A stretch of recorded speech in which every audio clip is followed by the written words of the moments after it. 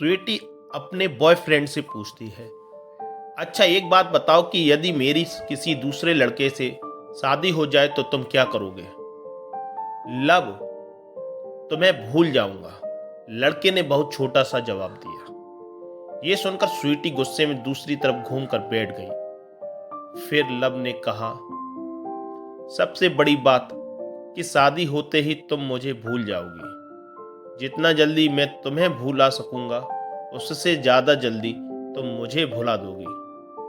कैसे? स्वीटी ने पूछा। लब ने बोलना शुरू किया, सोचो शादी का पहला दिन, तुम एक तरह के घर में हो, शरीर पर जेवर, चेहरे पर मेकअप और चारों तरफ कैमरे का फ्लैश और लोगों की भीड़, जहां तुम मुझे चाह कर भी याद नहीं कर सकती। और मैं तुम्हारी शादी की खबर सुनकर दोस्तों के साथ कुछ ऊट पटांग पी कर किसी कोने में पड़ा रहूंगा और फिर जब मुझे होश आएगा तब मैं तुम्हें धोखेबाज बेवफा बोलकर गाली दूंगा। फिर जब तुम्हारी याद आएगी तो दोस्तों के कंधे पर सर रख के रो लूंगा। शादी के बाद तुम्हारा बिजी टाइम शुरू, फिर तुम अपने पति और हजार तरह के रस्मों को निभाने में बिजी रहोगी। फिर कभी कभी तुम्हें मेरी याद आएगी जब तुम अपने पति को हाथ पकड़ोगी, उसके साथ बाइक पर बैठोगी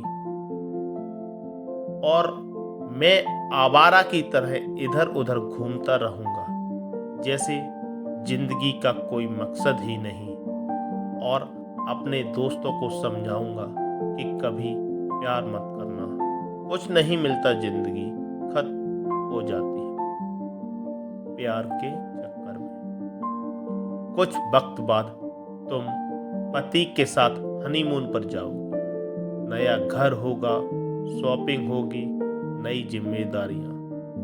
अब तुम बहुत खुश हो, अचानक तुम्हें मेरी याद आएगी और तुम सोचोगी पता नहीं किस हाल में होगा, और मेरी खुशी की दुआ मांगते हुए वापस अपने परिवार में बिजी हो जाओगी। मैं अब तक मम्मी पापा भाई या फिर दोस्तों से डांट सुन सुनकर लगभग सुधर गया हूँ।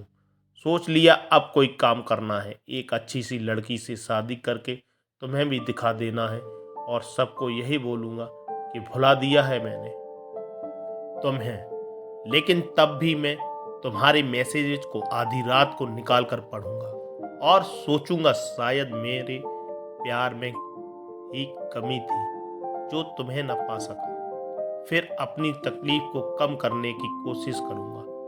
2-3 साल बाद अब तुम कोई प्रेमिका या नई दुल्हन नहीं रही, अब तुम माँ बन चुकी होगी।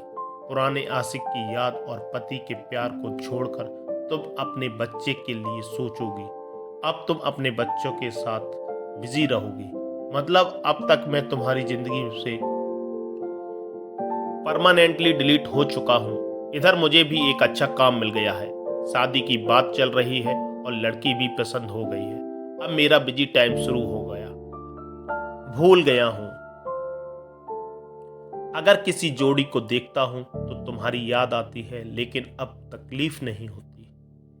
यहाँ तक सुनने के बाद लब ने देखा स्वीटी की आंख में आंसू झलक रहे हैं। स्वीटी भरी आंखों से लब की तरफ देखती है। दोनों बिल्कुल चुप हैं, पर आंखें बरस रही हैं। थोड़ी देर बाद स्वीटी, तो क्या सब कुछ यहीं खत्म हो जाएगा? लब, नहीं।